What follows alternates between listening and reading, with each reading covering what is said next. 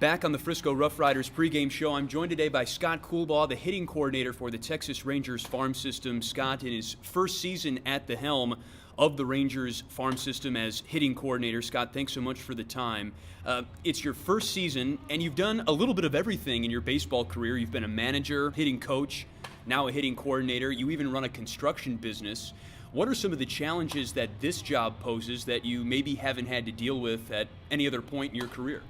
Well, I think the main thing is that, when you're with an affiliate all year long, you have 12, maybe 15 guys, depending on, injuries that come through and you work with on a daily basis. I think being a hitting coordinator, you kind of oversee, the 5, 6 affiliates, and you don't get the one-on-one time as much, and you try to make up the time through the communication with the hitting coaches and some of the things that you may see when you come in for 3 or 4 days. But one of the things that I've tried to implement with myself is try to go into an affiliate and stay as long as possible so that you don't see these guys for 2 or 3 days. You see them for at least 6, and you get a better feel of where they're at in their season, what adjustments they may need to make, and move on from there.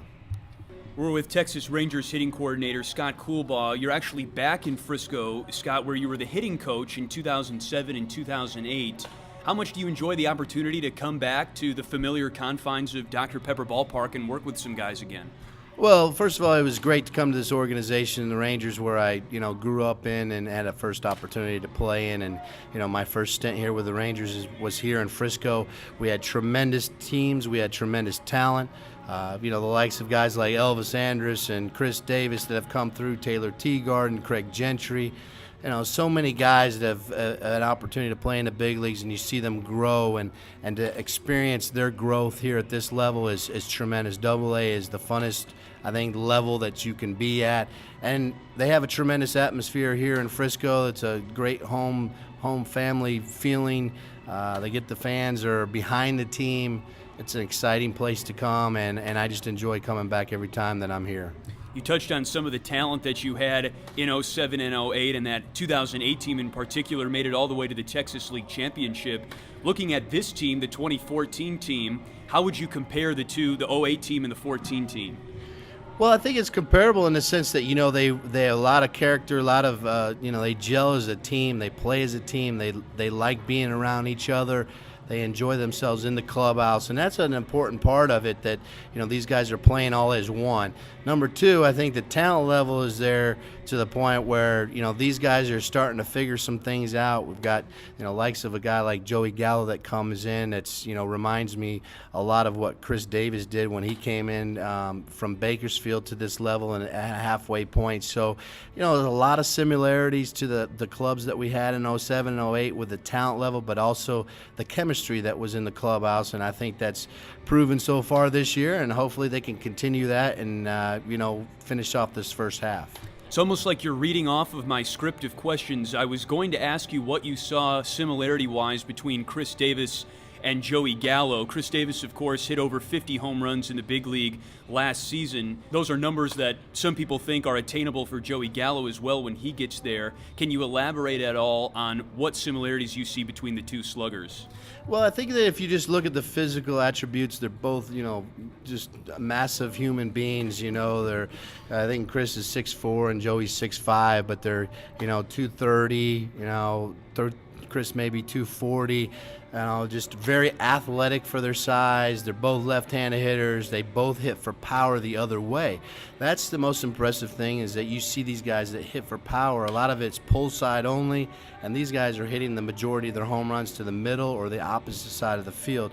And that you just don't find that a lot. It's a Miguel Cabrera-esque type player. And, he's learning at a faster pace than I believe that Chris did.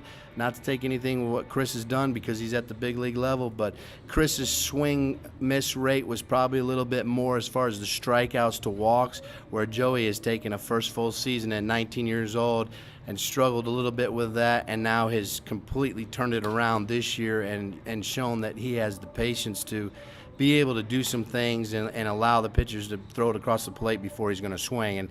And it's a tribute to him and his maturity and his development. But both these guys hit it as far as anybody, and the athleticism that they carry at that size is just amazing. course, the power is off the charts for Gallo. You also mentioned his aptitude for the game. Mechanically, when you break down his swing, is there anything else that really makes this guy so potent at the plate?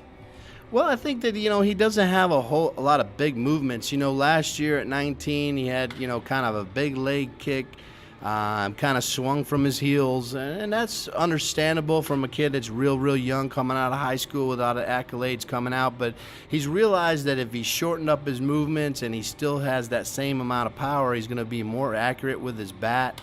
He's going to control the bat head, and he's going to control the strike zone, most importantly. And those are the things that I think are most impressive about Joey, is that he's made those adjustments, and for the most part he's made them on his own. So it's a credit to him, and knowing what he has to do based on some of the things that he's been faced with, and that shows you a lot of aptitude and maturity about a player at such a young age. We're with Scott Coolbaugh, the Texas Rangers farm system hitting coordinator.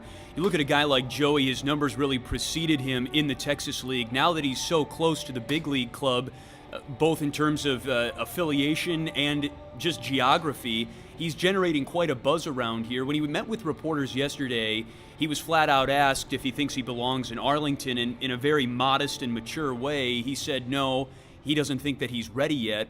Can you identify one aspect of his game that needs to improve before he will be ready to start at Globe Life Park someday?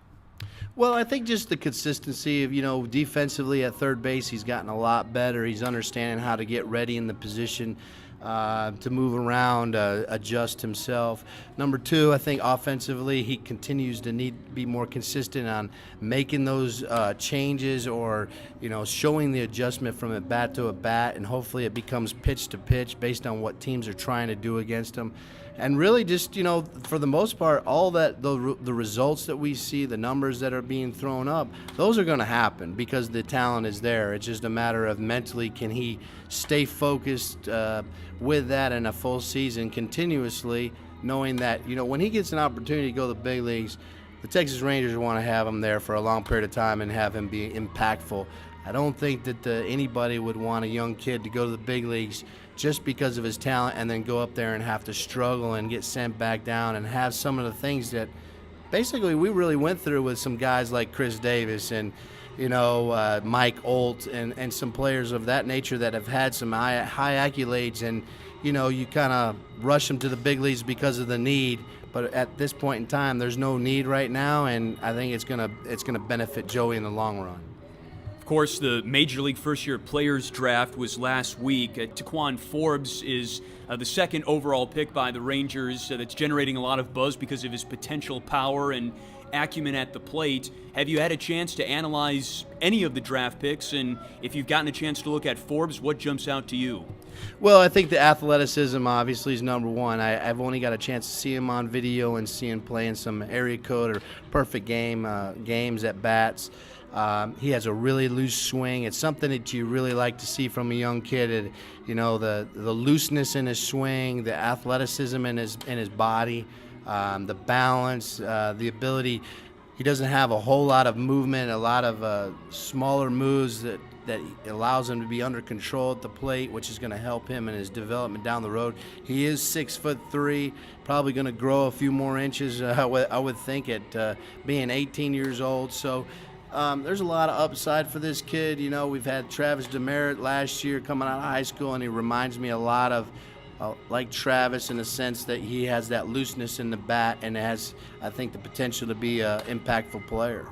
Scott, thank you so much for the time. Best of luck the rest of the season with all your travels, and we hope to see you back in Frisco sometime in the second half. Okay, appreciate it, and I really enjoy being around, and anytime you need me, I'm here. Scott Coolbaugh with us on the RoughRiders pregame show. Back in a moment on the RoughRiders Baseball Network.